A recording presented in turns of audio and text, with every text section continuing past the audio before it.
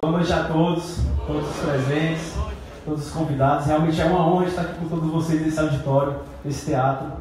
E, para ser sincero, não preparei uma fala, porque é um momento de realização para o nosso Diretório Central dos Estudantes, que, como vocês puderam ver, tem um retrospecto de muitas lutas e uma grande história que dentro da cidade de Fortaleza, dentro da universidade e no Brasil em si, porque aqui são formados grandes líderes, pessoas que estão aí na luta até hoje, lutando por nossos direitos. Então, assim, eu nem me apresentei, né? Meu nome é Anderson Campeiro, estou como presidente do DCE, né?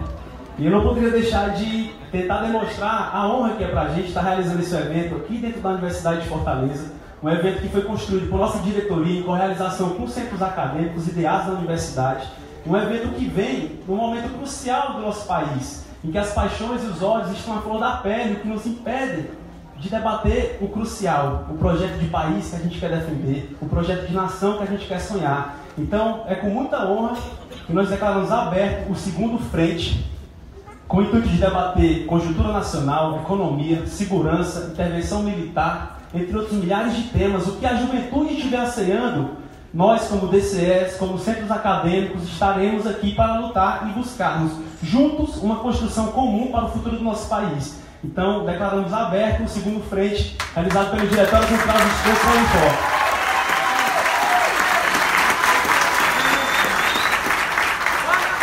Um pequeno adendo. Queria convidar, logicamente, o ex-ministro da Fazenda, ex-ministro da Integração Nacional, ex-deputado federal, ex-deputado estadual, ex-prefeito, ex-governador, Ciro Gomes. Ciro Presidente! Brasil pra frente! Ciro Presidente!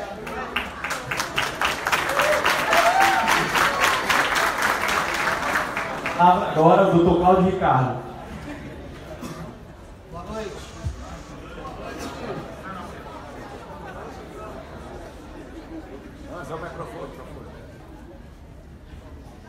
Boa noite, pessoal. Tá fraco. Boa noite. Boa noite. Bom, a minha missão aqui é fazer uma breve introdução para privá-los o mínimo possível da fala do Ciro, que é brilhante. Eu acabei de vir de uma palestra dele e absolutamente didática, né? Antes, porém, eu queria aqui fazer um agradecimento ao Anderson pelo convite de participar desse evento do Frente. É um privilégio para mim participar desse evento, debater aqui com o Ciro. Você falava assim do seu otimismo exagerado, né? E são momentos como esse que fazem com que a gente renove as nossas esperanças e otimismo no Brasil. Um evento organizado por estudantes para debater a conjuntura nacional. Eu queria agradecer muito o convite, parabenizar todos os estudantes por esse momento e cumprimentar aqui a audiência em nome de algumas pessoas. Né? Cumprimentar aqui o nosso presidente do Parlamento Municipal, jovem, combativo, sério, inteligente, Salmito Filho.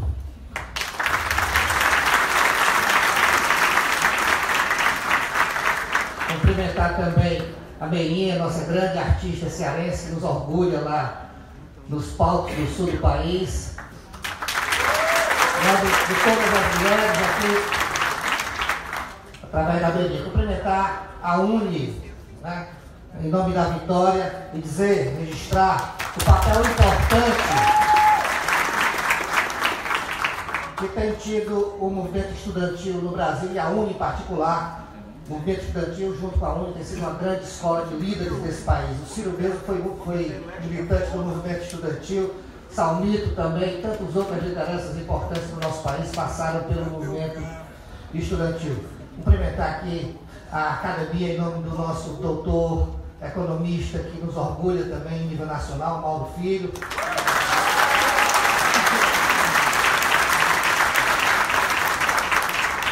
Eu queria levantar inicialmente duas questões, já para presidir aí a fala e o debate do Ciro, que nos inquieta enquanto professor, enquanto membro da academia.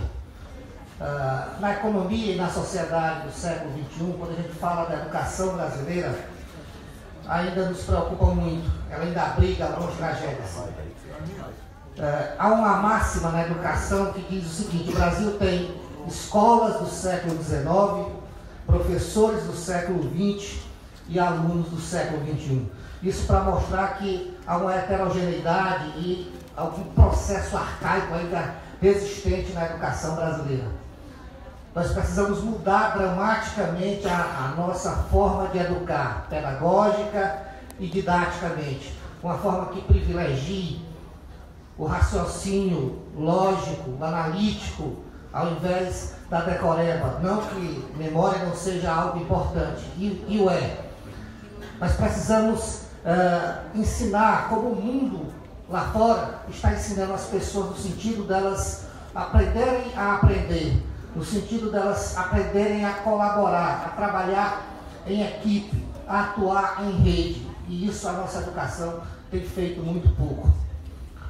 Não obstante os avanços que a gente tem registrado nos últimos anos na educação básica, com o advento do Fundeb, nós ainda temos graves problemas na educação brasileira, graves problemas de defasagem de idade séria, graves problemas de abandono no meio do caminho, de evasão escolar. Apenas 11 de 100 alunos que ingressam no ensino fundamental chegam às portas da universidade. Temos grave problema de infraestrutura nas escolas, de gestão e, sobretudo, de qualificação dos nossos professores, que precisam de uma política de valorização séria que privilegie aqueles que queiram dar o seu opinião lá na sala de aula. No ensino superior, as mazelas não são diferentes. Nós ainda temos um processo que chega à universidade extremamente elitista. Não obstante as políticas que foram realizadas nos últimos anos, como o ProUni, que é uma política positiva, o REUNI, que expandiu as universidades federais na direção do interior, a expansão da rede federal, que saltou de 144 unidades no país, hoje temos 640 campos em todas as regiões do Brasil, mas ainda é muito pouco para contemplar as necessidades brasileiras, as necessidades, sobretudo, dos nossos jovens. E ainda temos 46% deles que nem estudam e nem trabalham. A chamada geração neném. E o desemprego atinge o nosso jovem de uma forma muito mais dramática, muito mais severa, muito mais perversa, é o dobro do desemprego no seio da juventude. Quando a gente fala de ciência, tecnologia e inovação, é importante também registrar o nosso atraso. Nós temos feito um esforço muito grande. A academia brasileira tem resistido, nós ainda conseguimos, com todas as limitações, ser o 13º maior produtor de ciência no mundo. Produzimos 2,7% dos papers mundiais e chegamos a formar 30 mil doutores por ano. Não obstante, pouquíssimas patentes a gente tem conseguido depositar, a gente tem conseguido transformar muito pouco esse conhecimento em PIB, em riqueza nacional. E isso faz com que a gente seja uma nação dependente do ponto de vista científico e tecnológico, exportador de commodities, sem valor agregado. Para que a gente tenha uma noção do que é valor agregado, o chinês que compra aqui uma tonelada de soja, ele extrai dessa tonelada de soja a lecitina, que é um espessante usado, por exemplo, para tornar o leite ninho instantâneo, que só a lecitina paga a tonelada de soja. E se a gente quiser saber o que é valor agregado, perceba a diferença abissal de valor entre uma tonelada de chip e uma tonelada de minério de ferro. Todas essas mazelas, elas refletem, reverberam na maior crise política, econômica e moral da nossa história. E como é que a gente sai de um imbróglio como esse? Só tem um caminho, é a política, a boa política. Mas uma política inovadora. Uma política, e o que é uma política inovadora? É aquela capaz de traduzir os reais anseios do povo. É aquela capaz de estabelecer um diálogo para o povo, com o povo, e governar não só para o povo, mas governar com o povo. Para isso, o papel da liderança é fundamental. Eu não estou falando de salvador da pátria, não. Estou falando de uma liderança capaz de conduzir o Brasil nos caminhos do século XXI. Uma liderança que conheça os problemas nacionais. uma liderança que seja destemida, capaz de falar a verdade, capaz de dizer o que é preciso dizer, capaz de fazer o que é preciso fazer nesse momento. Uma liderança com autoridade para conduzir o grande debate nacional, que é a única saída para a gente pactuar, né, a solução desta crise. Todos esses atributos que eu acabei de falar, eles convergem para a mesma pessoa, Ciro Gomes.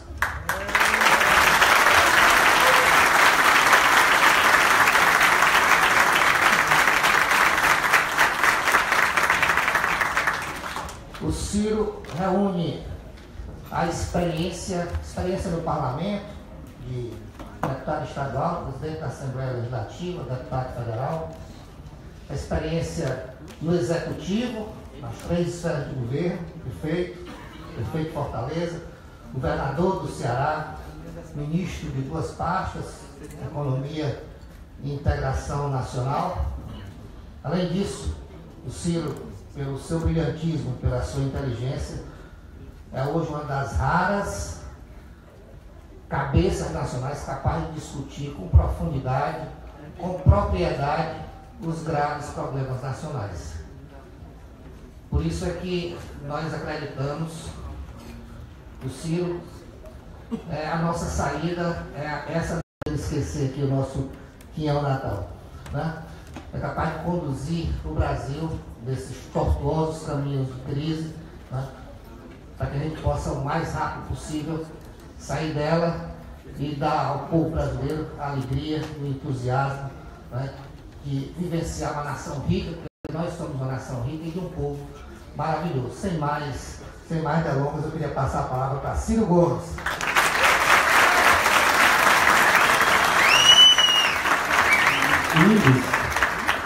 Só um adendo aqui. As perguntas podem ser enviadas para o WhatsApp que a gente vai estar informando agora. Então, quem tiver interesse em formular as perguntas aqui durante esse evento, anotem o número aí, por favor.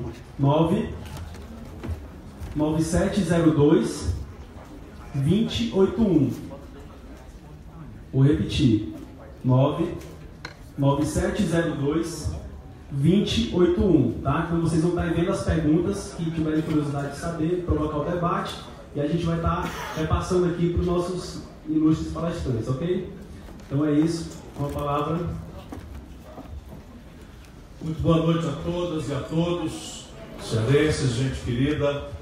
Eu ando por aí afora há muitos anos palestrando em universidades fora do Brasil, pelo Brasil afora, mas queria confessar a vocês que eu sinto uma emoção um pouco diferente, ou muito diferente, falando aqui nessa universidade da qual eu sou professor concursado, embora há muitos anos não tenha a oportunidade de dar aulas, e é uma alegria muito comovente para mim chegar aqui, um político, né, que não é propriamente uma novidade, e ter que pedir desculpas a uma porção de pessoas que estavam na porta e não conseguiram entrar. Assumir com o Anderson um imediato compromisso de tão logo ele queira, eu volto aqui com o maior prazer. Os estudantes têm precedência na minha agenda. E aí eu quero agradecer ao Anderson o convite, o privilégio de estar aqui, essas emoções bacanas que eu estou sentindo. Agradecer ao magnífico reitor, meu amigo, como vocês viram, generoso, nosso professor Cláudio Ricardo, que tem um sem número de títulos também, mas é uma pessoa que tem uma obra extraordinária aqui como líder, né, da formação do IFET, né, como é que chamou? IFCE, que era Cefet, não é isso? Escola Técnica Federal, e ele fez uma revolução e serviu de modelo para muitos outros que foram implantados no Ceará e por aí afora, porque ele é uma pessoa respeitada nacionalmente. A todos, por favor, peço perdão e desculpas para cumprimentar na pessoa do Salmito Filho, que é uma jovem extraordinária liderança, que eu tenho testemunhado ver o seu crescimento. A Carla Karenina, que todos nós fãs chamamos de Meirinha, mas Meirinha é um dos personagens dessa figura adorável, extraordinária. Sabe por que ela me chama de padrinho? Porque eu apresentei ela para o Chico Anísio, né? A idade tem essas vantagens. E eu disse para ela, fala com o Chico como Meirinha. E ela nervosa no telefone, Chico, tem uma pessoa aqui para falar contigo. Isso era governador. Aí ela fala como menina. E ela falou, Chico, que é isso, Ciro? quem é esta menina? Olha que coisa absurda a voz que ela fez, o sotaque, manda para cá agora.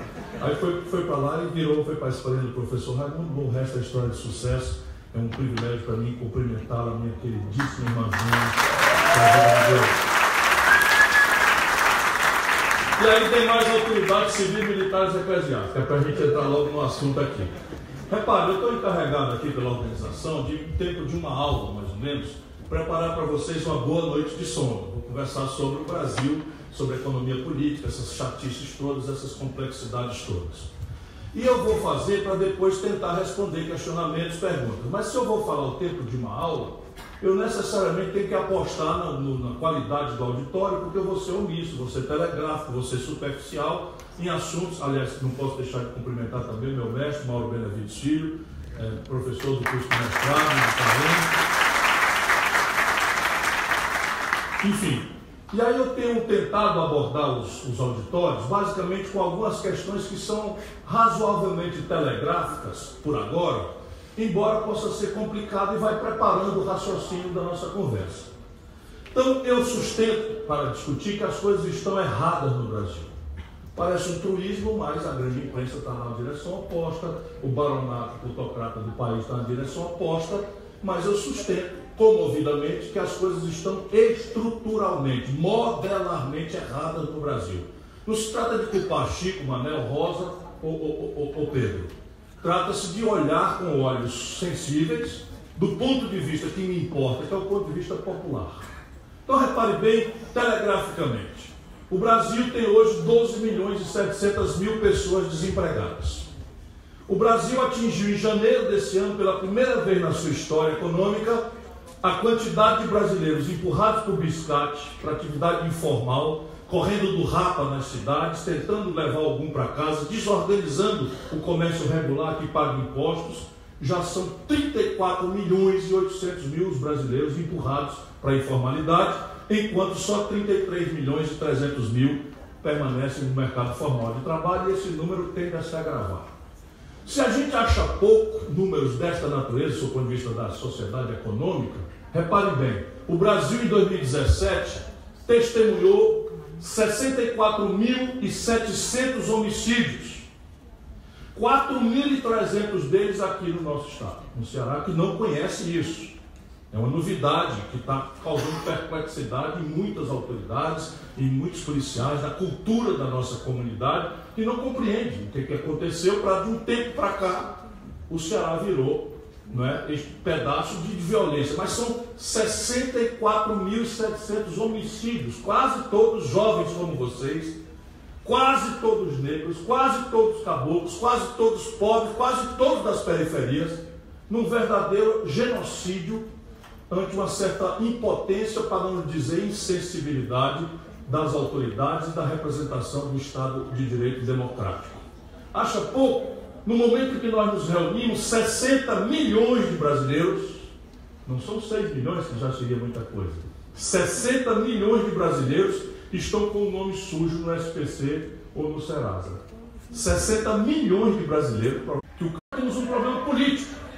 De um tempo recente para cá, esse problema político tomou a dimensão que pretende dividir os brasileiros, nós, entre coxinhas e mortadelas. O Brasil, na sua complexidade, não cabe nessa miudice. O Brasil, na sua maravilha ou na sua tragédia, não se explica nesta dicotomia, sabe, azul encarnado entre coxinhas e mortadelas. E nós só vamos sair dessa encalacrada, que eu vou desenhar para vocês, se nós promovermos um amplo, fraterno e respeitoso debate entre olhares diferentes, pensares diferentes, compreensões ideológicas diferentes, para fazer prevalecer o racional, o inteligente, o pensado sobre os preconceitos, as interdições, e aqui para nós, a apologia da ignorância, que também está infernizando a discussão no Brasil. Vamos lá. O Brasil está proibido de crescer por 3 fatores. O primeiro, eu já indiciei, o explosivo e inédito endividamento da sociedade. Eu mencionei o endividamento das famílias, 60 milhões de pessoas negativadas no SPC. Mas as empresas nacionais brasileiras, por uma política estúpida e de 3 dezenas de anos, também colapsaram o crédito. Hoje, o conjunto das empresas nacionais brasileiras devem 2 trilhões de reais aos bancos e não estão dando conta de pagar. Já são quase 600 bilhões de reais contabilizados pelos bancos como crédito de recuperação duvidosa. E na prática, o que é que faz o sistema financeiro? Com medo de não receber, retraiu dramaticamente a sua tarefa de financiar a economia. E o faz impunemente porque o Brasil, à falta de projeto e de debate, o Brasil aceitou mistificações internacionalmente impostas para nós via propaganda massiva, aproveitando o colapso das nossas estruturas tradicionais, passou-se uma onda como se fosse ciência boa, sendo ideologia de quinta categoria, que é a tal ideia neoliberal. Na prática, vamos lá, o sistema financeiro brasileiro, que era um dos mais plurais do mundo, eu já taludinho, ministro da Fazenda, taludinho não, já velho, ministro da Fazenda, só o Ceará tinha 5 bancos. Se você não pudesse resolver com Jaime Pinheiro, do BMC, você procurava o Manuel Machado do Bancesa, se não desse conta, procurava o Sancho do Banfor, né? Depois, se não desse, procurava o Banco de Parnaíba, né? Depois, se não desse, só o Ceará tinha 5 bancos. Hoje, 5 bancos, olha a imprudência que nós permitimos nossos governantes cometerem. Hoje, 5 bancos dominam 83% do mercado de crédito do Brasil. Banco do Brasil e Caixa Econômica, que eles querem privatizar para terminar de liquidar qualquer competição no sistema financeiro, Banco Bradesco, Banco Itaú e Banco Santander. Esses 5 bancos dominam 83% do mercado. Sabe qual é o resultado prático? Eles entram em onda, combinam no jantar em São Paulo e saem de financiamento. Pendura aí no pincel que eu vou tirar a escada e a economia arrebenta. Então você tem esse primeiro fator, que é o explosivo endividamento. Nós não sairemos disso sem inovação institucional e sem uma coordenação estratégica entre o governo saneado, empoderado e piloto de um amplo e generoso debate sobre o Projeto Nacional de Desenvolvimento. Segunda razão pela qual o Brasil não pode crescer há tempos. O Brasil está proibido de crescer porque nós estamos colapsados sob o ponto de vista das finanças públicas. E a esquerda, especialmente, desertou um pouco desse debate e deixou de mão beijada, como em outros temas também, o assunto do equilíbrio fiscal, do equilíbrio entre a arrecadação do governo e os gastos do governo, virar um tema da direita. Ora, quem é de esquerda mesmo deve saber que é a proporção da quantidade de dinheiro público que o Estado tem que dirá da sua capacidade de intervir para promover a superação da desigualdade, da miséria, da pobreza, o hiato de infraestrutura, a superação do problema educacional tão belamente descrito, né, pelo Cláudio. Sem um Estado empoderado, com grana para resolver essas questões, é vã a discussão, o pedido, o apelo de mudar qualquer coisa. Porque tudo que é sério, consistente, custa dinheiro. E o fato é que o Brasil adotou uma política estúpida em que hoje o endividamento do país, de novo os bancos, de novo o rentismo, de novo a especulação financeira mostra 29% é o gasto com a Previdência, onde há internamente a isso uma brutal distorção em que 2% dos brasileiros beneficiados da Previdência levam quase um terço de todo o benefício. Vocês já estão desconfiando quem são, mas eu, Ciro Gomes, aos 36 anos de idade, ex-governador, ex-deputado e ex-prefeito, implementei o direito imoralíssimo de ganhar do povo sofrido do Ceará 82 mil reais por mês de aposentadoria para o resto da vida. Eu me odeio, nunca aceitei receber, né, porque considero isso uma imoralidade inexplicável, tanto mais para um cara bocão como eu, né? Na hora que eu chegasse aí para brigar com a negada, eu também assim é moleza, né? Então eu nunca aceitei receber, mas hoje eu estou contando para ter moral. Estou falando de mim, porque eu não estou falando só das mega corporações, dos juízes poderosos, dos procuradores da República poderosos, de certas carreiras ditas de Estado poderosíssimas, que levam essa questão. E sobra para tudo o mais, este é o grande debate, para tudo o mais, a saber, educação, saúde, segurança, infraestrutura, porto, aeroporto, estrada, tudo mais, ciência, tecnologia, cultura, lazer, esporte e tudo mais, 21% do orçamento. Achando pouco, essa gente passou a emenda à Constituição em cima de um valor correto, que é o controle das contas públicas. Não podemos ficar essa barafunda, que parece uma bodega mal administrada, em que está virando o Brasil. Mas o que eles fizeram? Passaram a emenda à Constituição, sem autorização de ninguém, aproveitando o momento em que a maioria do parlamento é também de fisiológicos e corruptos, tabelando por 20 anos o gasto nesses 21%. Ou seja, o Brasil que traz 2 milhões de rapazes e moças por ano, emergindo, procurando uma escola de nível médio, que é os tais nem trabalha nem estuda, uma escola careta que não retém o aluno, e a evasão escolar é a primeira causa do passo 2, 3, que é a criminalidade.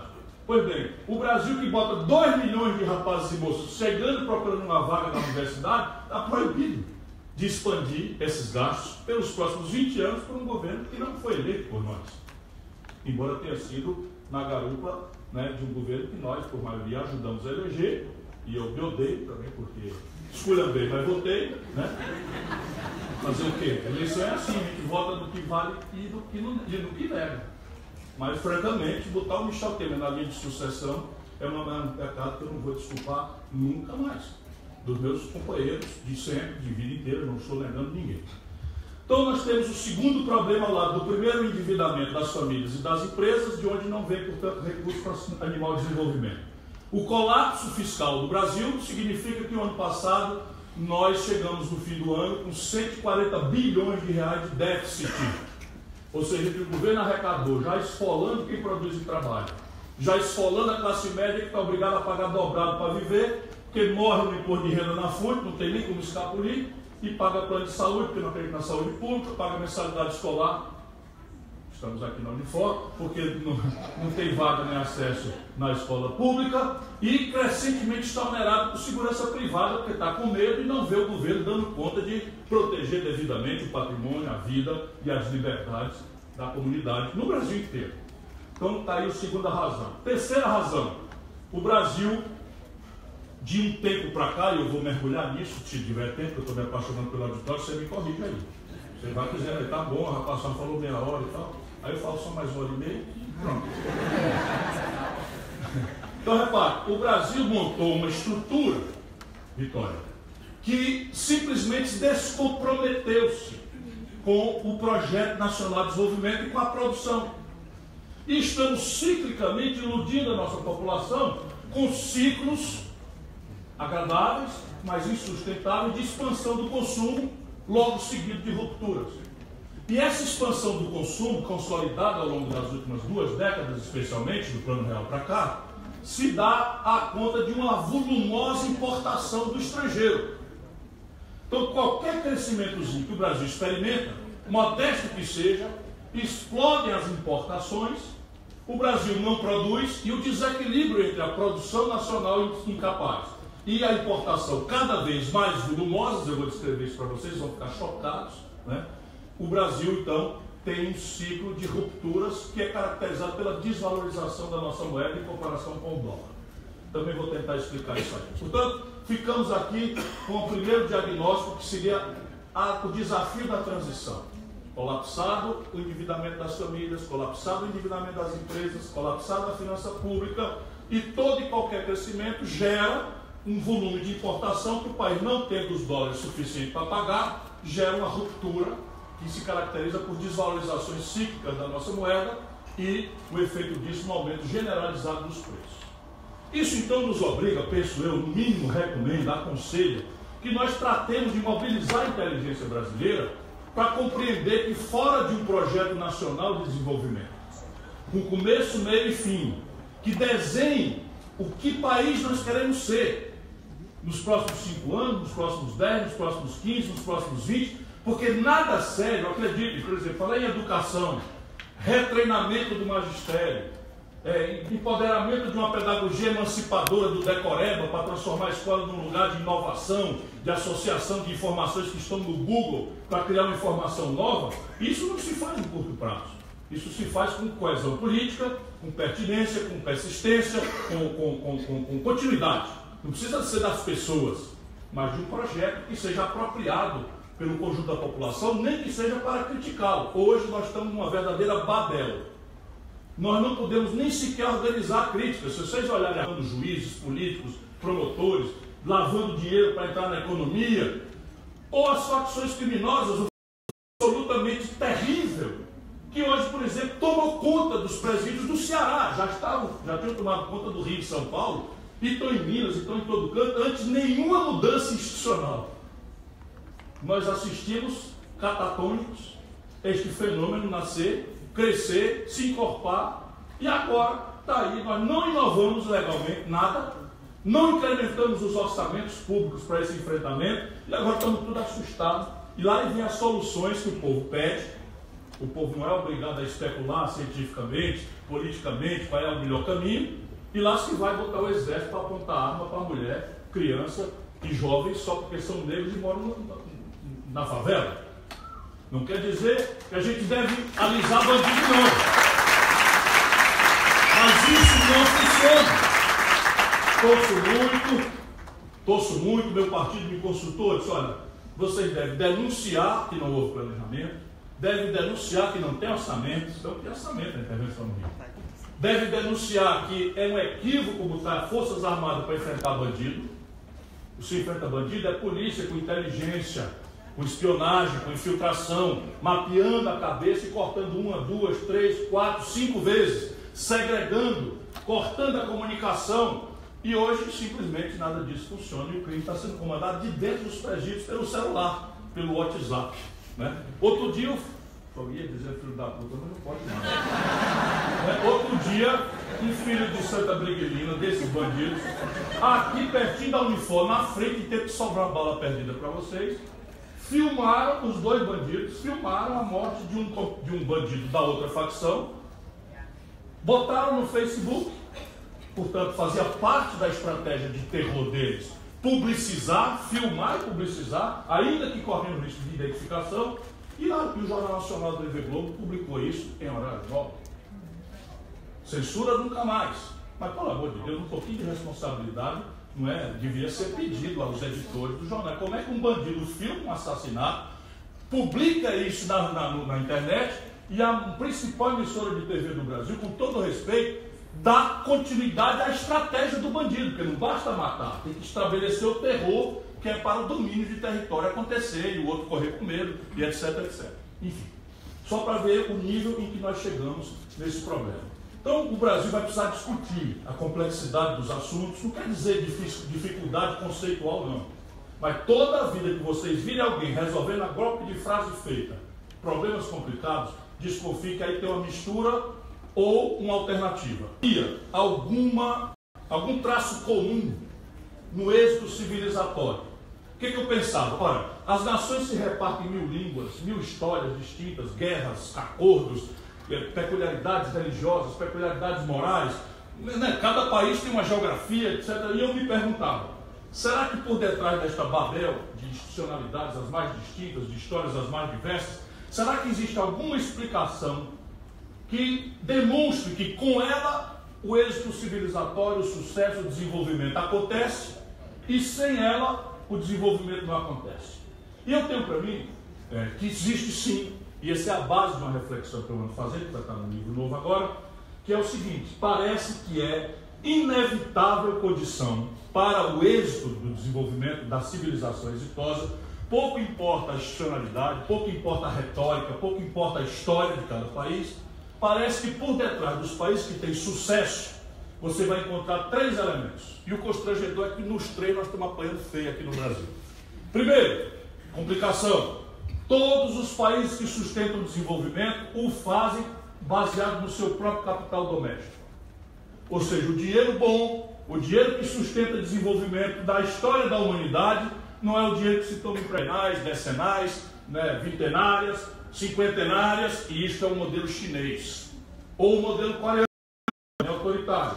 Ou você não faz isso de forma explícita, mas o faz na prática, como o exemplo norte-americano ou o europeu, em que a compra governamental norte-americana, a pretexto de defesa, trilhões de dólares, a pretexto de corrida aeroespacial, outra pancada de trilhões de dólares, é a forma com que o Estado Nacional Americano, que é o maior Estado do mundo, irriga a economia e dali extrai o progresso econômico via avanços e inovações tecnológicas puxadas por compras governamentais, ou seja, a institucionalidade retórica é o livre mercado, para o inglês ver. Agora mesmo o Trump está simplificando a discussão, resolvendo todos os setores onde os americanos não têm competitividade à luz da competição global do mundo, simples e toscamente erguer barreira alfandegária.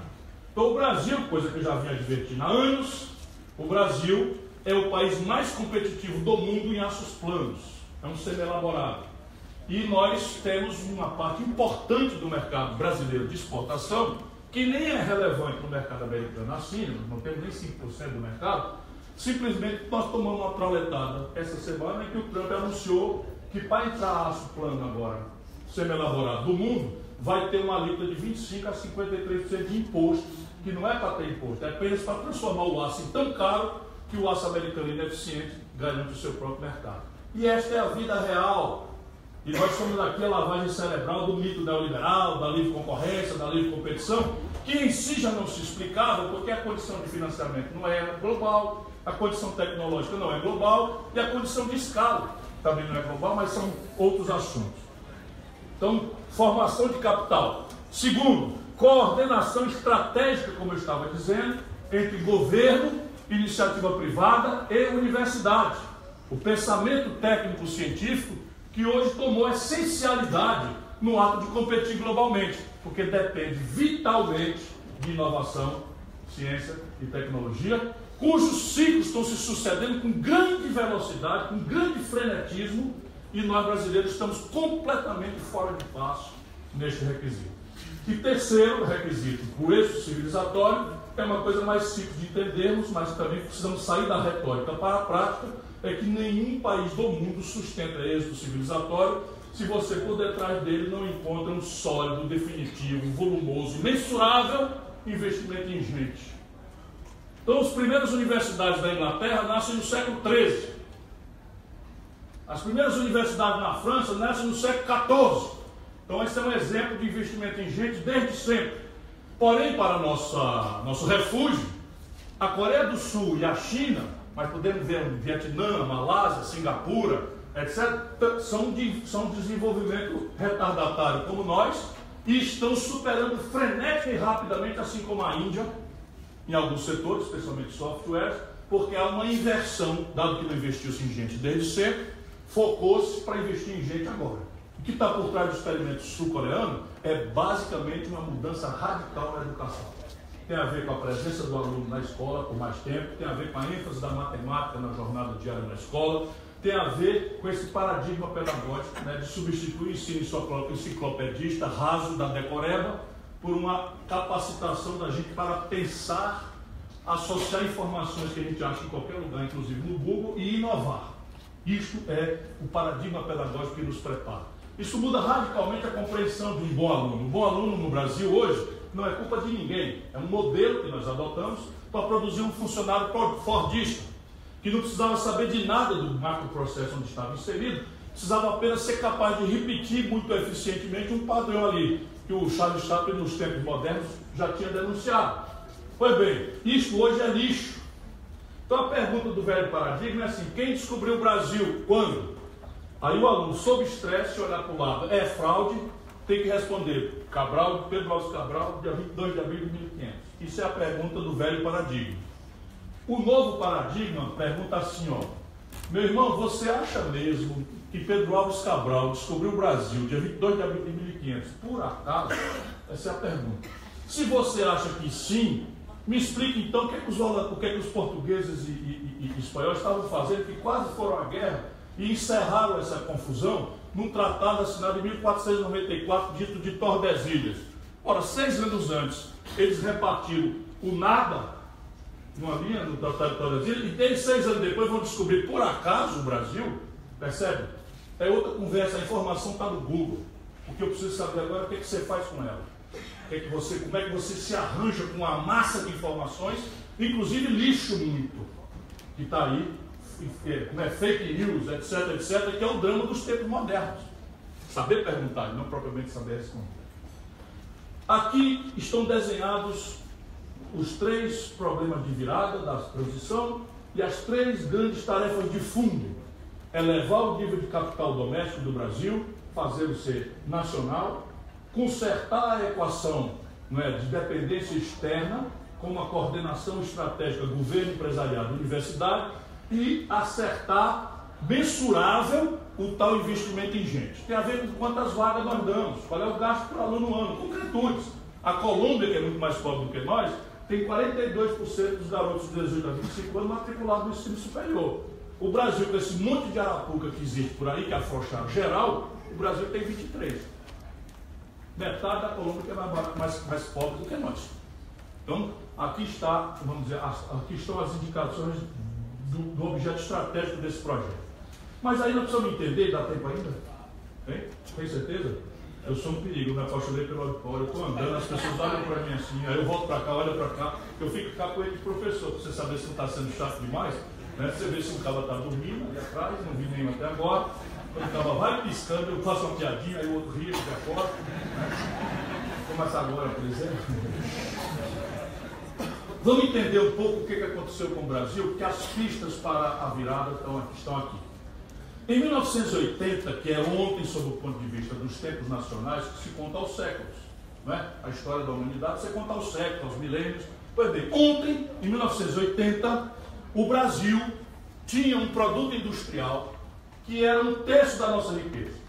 Por que o produto industrial? Porque isso é um sintoma de modernidade econômica, né? Tanto mais porque a economia do conhecimento está vindo, mas é que nem a agenda da educação. Nós temos a agenda do século XIX, tipo reforma agrária não feita, com a agenda do século XX, tipo a educação emancipadora, e temos a agenda do século XXI, que é a economia do conhecimento. Então nós temos que assoviar e chupar cana pela situação retardatária que nós temos, e nada disso deve nos assustar, porque o Brasil tem pano para manga e margem para resolver esse desafio.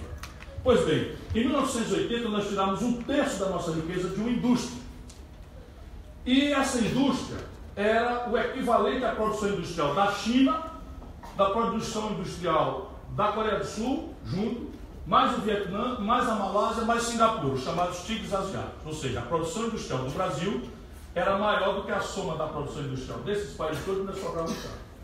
Hoje, a China tem 6 vezes e meia a produção industrial do Brasil, só a China, de 80 para cá. A Coreia do Sul tem mais de 2 vezes e meia a produção industrial do Brasil, de 80 para cá. E falam nos outros aí que estão quase chegando no Brasil, que são Singapura é uma cidade. E está ali indo rapidamente e tal. E a situação internacional, por bem ou por mal, é a mesma para todos nós. Então, quem é que está certo? Eles ou nós? Me parece que nós estamos errados. Para não dizer que eles estão certos, porque não existe transplante institucional. Né? Nós estamos desafiados a desenhar nossa própria engenharia institucional, porque não tem transplante. Vamos copiar a China, vamos copiar os Estados Unidos, não funciona em lugar nenhum do mundo, porque a institucionalidade tem que ser consequência de entendimento, de acordo, de conflitos, né? Espera-se sempre que seja pelo acordo, mas os americanos, por exemplo, se fundaram modernamente numa guerra civil que morreu gente pra cacete. Muita gente. Então quem bate continência para a bandeira americana, né, vá tomando cuidado, porque a conversa lá é um pouco diferente da conversa aqui. Né? Esse negócio, por exemplo, de você usar dinheiro público para comer gente, não pode lá.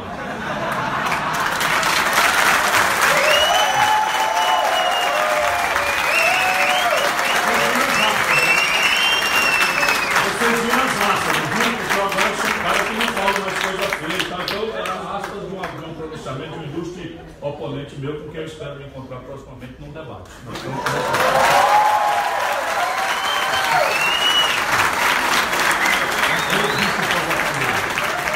repare bem, o que aconteceu com o Brasil? De 1980, repare que eu estou escolhendo o ano 80, porque eu quero ser coerente com aquela história de que nós não podemos nos dividir entre coxinhas e mortadelas.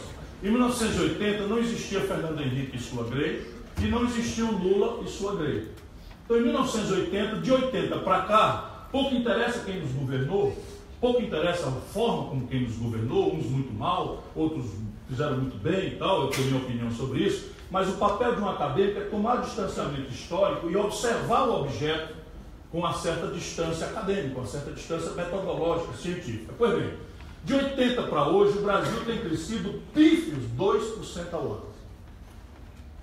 2% ao ano é a condição média de crescimento do Brasil do ano 80 para cá.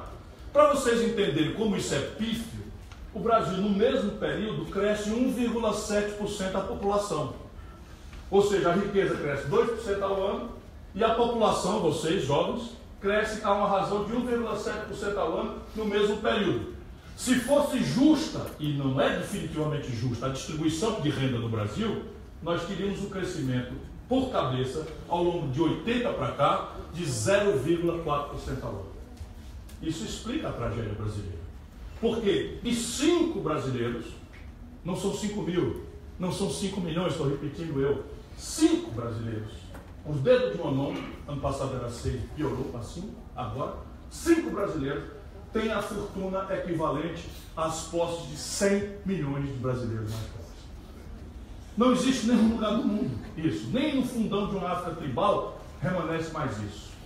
5 pessoas têm fortuna equivalente às posses de 100 milhões de nacionais. Então, você chega nesse limite em que fica muito flagrante que o país está estruturalmente errado. E por que isso aconteceu? E veja, é importante a gente abrir um parênteses aqui, para lembrar que em 1945, um pouquinho mais para trás, mas com o mesmo método de distanciamento acadêmico, em 1945, que é uma referência internacional histórica, que é o fim da Segunda Guerra Mundial, o Brasil era um país rural. 80% do povo brasileiro morava no campo em 1945. Só 20% morava na cidade. Nossa economia era assentada na produção primária de subsistência, ou seja, o nosso povo vivia plantando para comer. Isso era o Brasil de 1945.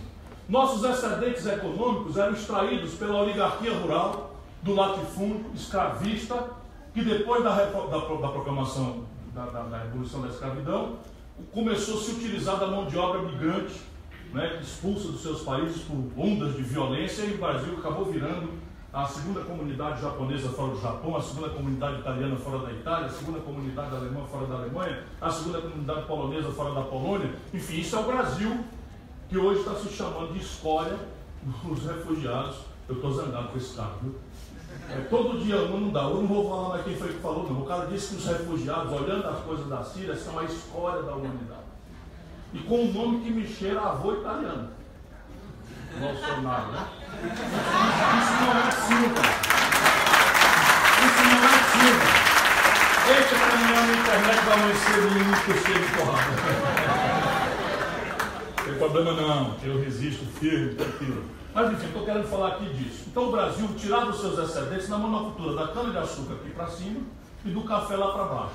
Olha bem, em 1945 o Brasil, em rápidas pinceladas, era isso. Chegamos em 1980, como eu disse a vocês, o Brasil era a 15ª economia industrial do planeta Terra.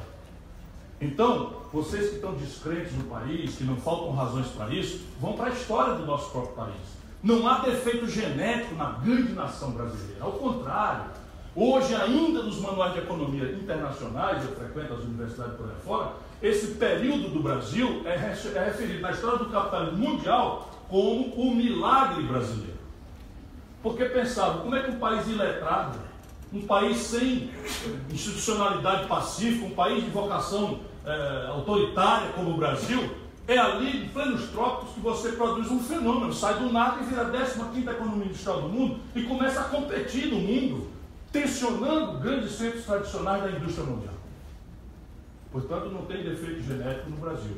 Mas o que aconteceu? Este modelo, por isso que eu falei muito lá nas premissas, esse modelo dependia de duas coisas que sumiram do mapa da história humana.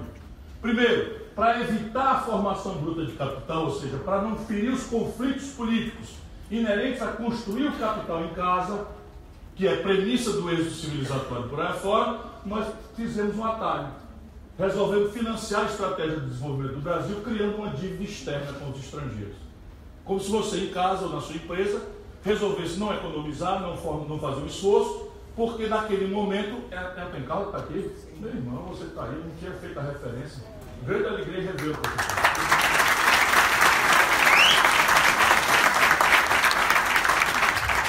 Pois bem, nós então fizemos o atalho puxadinho, que é muito do costume da elite brasileira, para evitar conflito político, nós criamos uma dívida externa. Na época não era tão estúpido, porque o dinheiro estrangeiro era diferente do que tem hoje. Era um dinheiro de longo prazo, você tinha 3 anos de carência, 12 anos de prazo de prestações para pagar, e o juro era muito barato, era 3% ao ano. Só para vocês terem uma ideia, o juro do cartão de crédito hoje, se você picar a prestação, é 486% no ano. O Brasil pagava 3% por ano. Se você precisar dar uma pedalada no cheque especial, do Banco do Brasil, você vai pagar 282% no ano. Seus pais, naturalmente, vocês não têm idade ainda para ter saldo em banco para tirar cheque especial. A água só corre para o mar, né? Acaba ter um saldo alto e dá um cheque especial bom. Acaba furou, não tem mais cheque especial. Vai para o SPC. Bom, o Brasil então resolveu fazer esse ataque. E a segunda premissa do velho modelo é que nós escolhemos a tática de substituir importações. O que é? Tudo que o Brasil comprava do estrangeiro com grande volume, era por ali que nós íamos tentar fazer uma indústria nacional brasileira, porque já tinha um mercado revelado. Então, por exemplo, pá, picareta, enxada, foice, martelo, né? Foice, martelo. Essa mulher adora essa parte, né? Essa mulher não? Agora não? Então, tudo isso ou era artesanato, ou industrializado vinha de fora. E o industrializado chegava de fora muito mais barato, de maneira que o artesanato não conseguia aguentar. Então tem uma história maravilhosa do Epitácio Pessoa, em 1922, fazendo uma importação de milhões de enxada para picareta, hoje Denox, que era de foco na época, e deu-se um escândalo gigantesco, parece que até hoje ainda sobra para picareta lá, vamos estar de fora do Denox, na época. O Brasil importando até rudimentos metal mecânico como um enxada e uma picareta. Então fizemos o mapa, mas isso supunha que a tecnologia, diferente do que é hoje, se sucedia com grande paciência e lentidão. Ou seja, a gente saía 10 anos atrasado, imitava a indústria que nós queríamos nacionalizar e ficava mais 5, 10 anos mais ou menos ali, parelho com o melhor estado da arte que existia. Ora, isto mudou radicalmente. As tecnologias tomaram uma centralidade no nosso ato de consumo, na nossa decisão de consumo, que até a lei da oferta e da procura foi revogada. Antigamente se dizia que a demanda gera uma oferta. Hoje em dia é tão sofisticada a tecnologia que ela produz oferta para gerar demanda depois. Ou seja, você não desejava um smartphone. Até você pensava, vamos dizer, num jeito de falar de longe, porque tinha ali o tambor, tinha o sinal de fumaça. Então parece que já tinha ali uma vontade de falar mais longe. Mas o smartphone, não existia essa demanda. Eles criam e de repente todos nós aprendemos o desejo de querer aquilo. Só que aquilo só uma parte do mundo sabe fazer. E imitar aquilo ficou impossível e muito caro. Resultado prático, o modelo morreu. Como eu disse a vocês, de morte morrida, o capital mudou de personalidade, virou smart money, caríssimo, dinheiro eletrônico, arbitrando ganho especulativo em tempo real. Menino lá em Wall Street aperta 4 teclas, tira 2 bilhões de dólares do balanço de pagamento do Peru, da Bolívia, bota num título de um banco da Malásia e o Peru quebra. Que 2 bilhões de dólares no balanço de pagamento de curto prazo do Peru, da Bolívia quebra. De maneira que todos os países que montaram sua estratégia de desenvolvimento baseada em fluxos internacionais de capital, ali no ano 80, como símbolo, quebraram. E o Brasil quebrou, que apartou as bandas. Né? E a tecnologia que mudou completamente é a morte matada. Morte morrida e morte matada. Tragédia política, para a gente terminando. O Brasil não tinha democracia. Então nós não podíamos reunir o povo para discutir. Olha, morreu o modelo, morreu de morte matada por aqui, morreu de morte morrida por acolá. A gente tem que achar outro jeito de fazer. Não tinha essa conversa. Era de novo uma espécie de coxinhas e mortadela, querer discutir, que a divisão de controle e tal. A gente usava aquela palavra F, pontinhos, quer dizer, devolva a democracia que a gente chuta o balde e resolve. Né? E nós, do nosso lado, também temos um problema, que é muito responsável por um certo cacuete que ainda hoje existe. Se era um problema de modelo econômico, aquele que nos cabia discutir, a necessidade de uma frente completa e plural para restaurar a democracia nos impedia de conversar sobre esse assunto. Porque a gente reunia Teotônio Vilela, usineiro de Alagoas, Franco Montoro, democrata cristão, Ulisses Guimarães, cristão ortodoxo, católico ortodoxo, os comunistas, João Amazonas do PCdoB e Luiz Carlos Prestes, recém-chegado do exílio, o ultranacionalista do trabalhismo brasileiro que pegou em armas para resistir aos militares, grande brasileiro da minha opinião, Leonel de Moura Brizola. Estava ali Miguel Arraes, o socialista, amigo dos comunistas, das ligas camponesas, se juntava todo mundo para restaurar a democracia. Se a gente vai discutir sistema de impostos, sistema de política industrial, privatização, não privatização, a reunião acabava em tapa e não tinha segunda. Então nós abandonamos esses assuntos e fomos discutir a anistia, eleição direta, constituinte. E de novo eu gosto de lembrar, meu amigo Rabelo, viu? Que o Brasil ganhou essa parada. Por que um cara como eu acredita tão fortemente na política? Não é por teoria, eu estou cansado de saber que fora da política não tem solução para nada, que tal. Não é não, é porque a minha geração, gente querida, ganhou todas. A minha geração nós ganhamos todas. A gente acredita no milagre da política porque nós vimos acontecendo. Tudo o que a gente quis, nós fomos buscar. Alguns de nós morreram, outros tantos foram torturados, muitos sofreram exílio, etc, etc, etc. Mas no limite, nossa geração ganhou todas. Presidente do Senado, presidente do Senado declara vaga à presidência da República, alegando que o João Goulart tinha ido embora. Pois bem, atrás do microfone, do áudio, tem um cara gritando assim, parecia o Ciro Gomes na época: canalha, canalha! Era o velho Tancredo. O velho Tancredo esculhambando: canalha, porque ninguém pode chamar Vossa Excelência um canalha, não é verdade? Penso eu igual como o velho Tancredo, eu estou me refugiando lá, o velho não era tão velho ainda, deve falar assim com certa dureza. O fato é que o Tancredo eleito morre na véspera da posse. E a gente pega o Sarney. Essa mania de fazer acordo também está precisando ter uma idade diferente no Brasil. Pegando o Sarney. E aí, resultado prático, o que é que a gente faz? Eu já era deputado. O que é que a gente faz? Os militares engoliram, com muito respeito, mas engoliram o Tancredo. Era um cara de linha, coerente, respeitado e tal, que tinha negociado a transição e tal. Mas ao Sarney eles consideravam um grande traidor, que era deles, e virou para o nosso lado na véspera da vitória. Resultado, deu-se entre nós o pânico de que os militares iam melar o jogo, que não iam aceitar a governança do Sarney.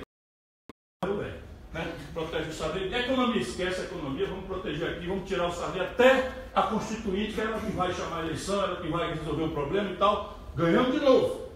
Olha, não foi fácil. Mas o velho modelo apresentou uma doença nova: inflação. Inflação altíssima. E aí a inflação, que no passado era a democracia, a emergência, vira agora a grande emergência, a grande fogueira, a inflação. Então ninguém mais discute modelo de desenvolvimento, nem desenho de política industrial, nem como financiar o desenvolvimento. Agora todos contra a inflação, menos a banca e o baronato, que ganhava lá como hoje com as perversões da economia.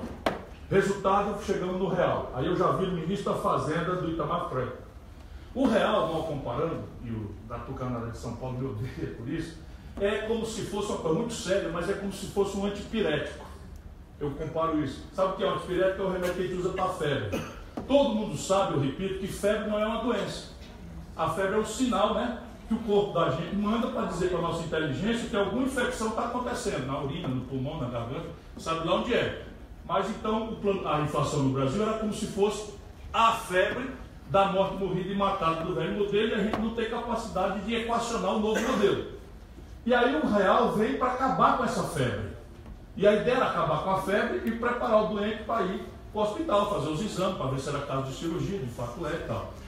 Foi tão espetacular que o Fernando Henrique ganha a eleição, vira a cabeça e resolve acreditar que o plano real é um negócio que substitui o velho modelo novo. E aí, ao invés de levar o doente para o hospital, leva para o funk, o baile funk. levou o Brasil para o baile funk da reeleição. E aí, resultado, quebrou o Brasil. Aqui nós chegamos ao tempo presente, para a gente entender que eu já estou realmente passando da conta. Quanto é que está aí? 5 minutos eu arremado. Dos grandes, né? Então, repare, e a gente precisa aprender isso para ajudar o povo a entender. Quando a gente acabou o real, a inflação, que era a febre, do dia para a noite, isso virou uma brutal transferência de renda para a população. Porque a inflação era tão pesada que teve um mês que deu 84%. Mal comparando, que o jovem hoje não consegue nem sequer entender, o Brasil tem uma inflação inferior a 3% ao ano. Naquela época, o camarada tinha um salário de R$1.000 no dia 1º de março. No dia que ele fosse receber, dia 30 de março, o salário estava valendo R$240. Num mês. E isso anos a fio. Né? Então, quando você interrompeu abruptamente a inflação, essa transferência brutal de renda para o governo e para a especulação financeira, deixa a população com certo conforto de renda. E ela imediatamente vai ao consumo. Como ela vai ao consumo, o país não preparou-se para a produção. O velho modelo está desindustrializando o Brasil, era 30%, nós chegamos hoje a ter menos de 10% da nossa riqueza tirada da indústria. E essa explosão do consumo, vejam bem que é o problema de hoje, é feita via a explosão das importações do estrangeiro. E aí o país quebra, porque não tem dólar suficiente para pagar a conta de eletroeletrônico, de química fina, de não sei o que é tudo importado. E aí cabe um parênteses para a gente entender porque que agora parece que naveguei na maionese para falar de taxa de câmbio. Ora, isto é um preço que nós descobrimos que mexe com todos os outros preços da economia. Todos os preços populares da economia, do custo de vida, são referidos a dólar. E ninguém quer explicar isso para o povo, porque é aqui que está o trambique. Então vamos lá, a gente não compra dólar, eu repetindo, mas a gente come pão. E no domingo a gente come uma pizza, se der, se calhar. Pão e pizza é trigo. O Brasil não produz trigo com suficiência para nossa necessidade. Então nós temos que comprar trigo de fora. Tudo que a gente compra de fora paga com dólar. A gente gosta de picanha. Quase toda a picanha que a gente consome vem do Uruguai e da Argentina. Ainda que a moeda dele seja o peso e é nosso real, a gente paga a picanha da Argentina com dólar. A gente não compra dólar, mas toma remédio. A força de alguma doença, toma remédio. 80% dos remédios brasileiros são importados. A gente portanto, em dólar. A gente não compra dólar, mas anda de ônibus. O Brasil adotou a estúpida política nos últimos 15 anos de exportar petróleo bruto barato e importar gasolina, óleo diesel, lubrificante, derivado do petróleo em dólar do estrangeiro. De maneira que 60% do óleo diesel que os ônibus de Fortaleza que trazem vocês aqui, né, para a Unifor, os que não têm carro, é vindo do estrangeiro e paga em dólar. Então, eu não compro dólar, mas compro passagem de ônibus. A passagem de ônibus é diesel, o diesel vem de fora, paga em dólar. E aí como é que um país quebra? Ele não fecha como uma empresa que fecha a porta, bota uma placa lá, quebrei banda, né? Eu quebrei capacete. Não tem essa placa. O que caracteriza um país quebrar é a proporção do valor da sua moeda nacional com a moeda de troca internacional, que é o dólar. Então veja, quando o Fernando Henrique ganha a reeleição, a gente tinha R$1 valendo $1.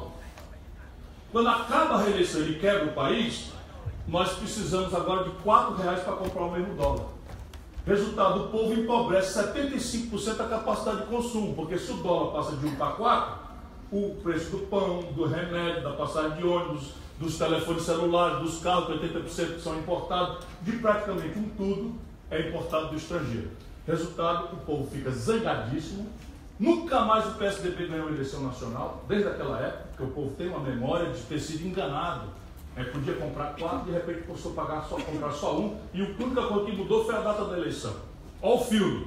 Aí o PT, na data, meus amigos, cria um movimento fora FHC. E o Lula resolve assinar um pedido de impeachment do Fernando Henrique. Aí eu corro lá, Lula, meu irmão, não faça isso, pelo amor de Deus. Remédio para governo ruim não é impeachment.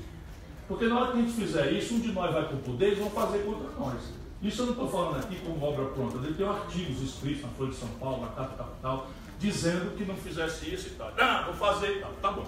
Assinou o pedido de impeachment e foi ao Congresso Nacional e entregou o pedido de impeachment na mão do então presidente da Câmara, Michel Temer.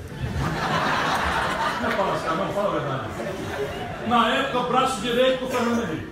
Então pega o pedido de impeachment do Lula, joga na lata do lixo. Porém, a desmoralização do Fernando Henrique não foi superada. Conseguiu escapulir do impeachment, mas ficou ali um moribundo político no palácio. O Lula ganha a eleição. Quando o Lula toma posse, reparem bem como isto é o centro da nossa inteligência do que nós temos que fazer para o futuro do Brasil. Quando o Lula toma posse, a valor de hoje, atualizado, a taxa de câmbio, ou seja, o dólar frente ao real, estava R$ 9,20 por dólar. Olha bem, hoje o Jornal Nacional deve ter anunciado R$ 3,15, R$ 3,20 e tal. Pois bem, no dia que o Lula tomou posse, a valor de hoje, a taxa de câmbio estava em R$ 9,20 por dólar.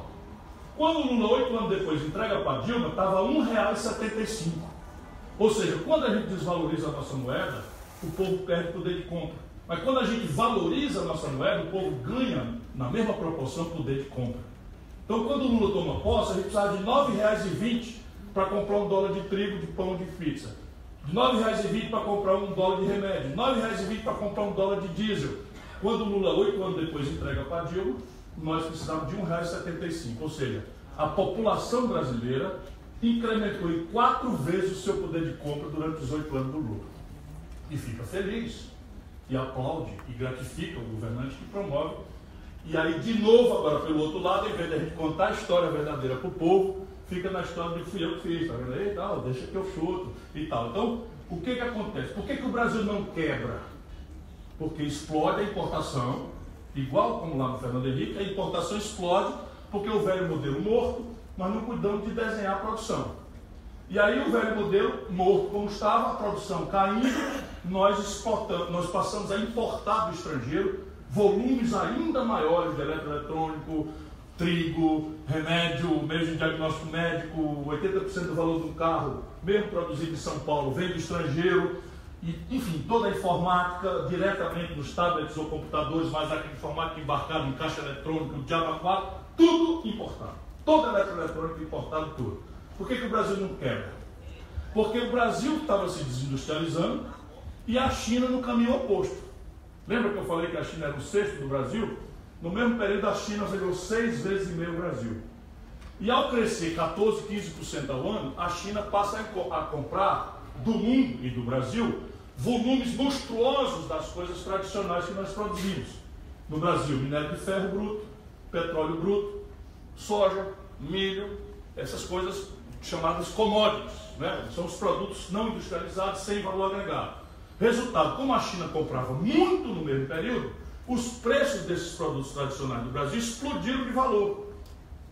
E essa conta mascarou o desastre das importações crescentes e salvou a cara do Lula de uma quebra. Só para vocês terem uma ideia, no dia que o Lula entrega o governo para Dilma, nós estamos vendendo uma tonelada de minério de ferro por $190. No dia que a Dilma foi golpeada, caiu, nós estamos vendendo a mesma tonelada por $38. No dia que o Lula entregou para a Dilma, nós estamos vendendo um barril de petróleo por $110. No dia que a Dilma caiu, foi derrubada, nós estamos vendendo o mesmo barril de petróleo por $30. E assim, tudo que o Brasil vende,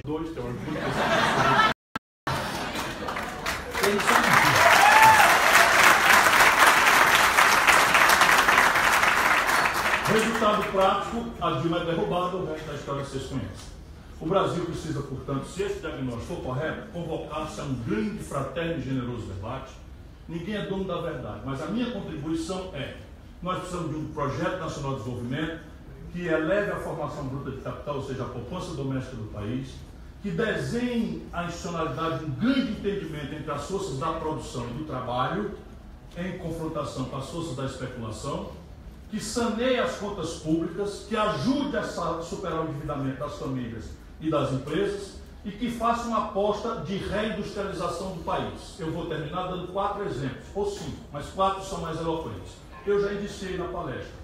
Qual é o sentido de um país como o Brasil exportar petróleo bruto barato e importar derivados de petróleo do estrangeiro? Então nós temos que verticalizar toda a indústria do petróleo e gás, agregar isso à indústria de energias alternativas, bioenergia, etc., que tem também grande potencial, e o Brasil por aí cria milhões de empregos e economiza só nessa pancada $25 bilhões de importação. Depois o complexo industrial da saúde, que eu também disse para vocês aqui. Qual é o sentido do Hospital Geral de Fortaleza, com dinheiro do governo, comprar 80% dos seus insumos do estrangeiro? Porque não tem sucedâneo no Brasil. E não é coisa sofisticada, tomografia computadorizada, PET scan, fertilizantes, não temos defensivos agrícolas, não temos implementos agrícolas, tudo importado do estrangeiro. E por fim, o complexo industrial da defesa. O Brasil importa do estrangeiro 20 bilhões. Para bem dizer, no último ano da Dilma, a China ganhou a concorrência para fornecer os uniformes do exército brasileiro. Ao vexame, o rudimento tecnológico da costura do têxtil, nós perdemos a competição para a China por causa de juros, por causa de câmbio, por causa de escala, e tivemos que anular as pressas, correndo risco de problema no Tribunal de Contas, porque esse vexame nós não íamos engolir. E se tiver um probleminha qualquer, o camarada diz: atenção, corra aqui no Belém, corra aqui em Manaus, que tem um problema aqui de uma turma que ninguém sabe quem é. Aí o cara liga lá a primeira e a segunda no submarino, bota o GPS, o cara dá uma desreguladinha e vai bater em Luanda, em Angola. Isso é brincadeira, eu falo isso para a gente rir um pouquinho, porque é muito trágico o que está acontecendo. Isso é possível? Conceitualmente, não tenho a menor dúvida. Mas isso, como dá para perceber em todo o perpassado da minha reflexão, é uma luta política extremamente complexa. Nós temos 1% da população que controla a mídia, controla o poder econômico, controla as mediações partidárias, etc, etc. Se nós não organizarmos aqui embaixo uma corrente de opinião que sustente uma eleição, mas mais do que a eleição, que sustente as premissas do velho modelo, muito difícil o Brasil achar o seu caminho. Mas eu sinto, quando sobra gente no auditório, mesmo para ver um velho daqui mesmo, que não é nenhuma novidade, que as coisas estão mudando para muito melhor no Brasil. Muito obrigado pela sua atenção.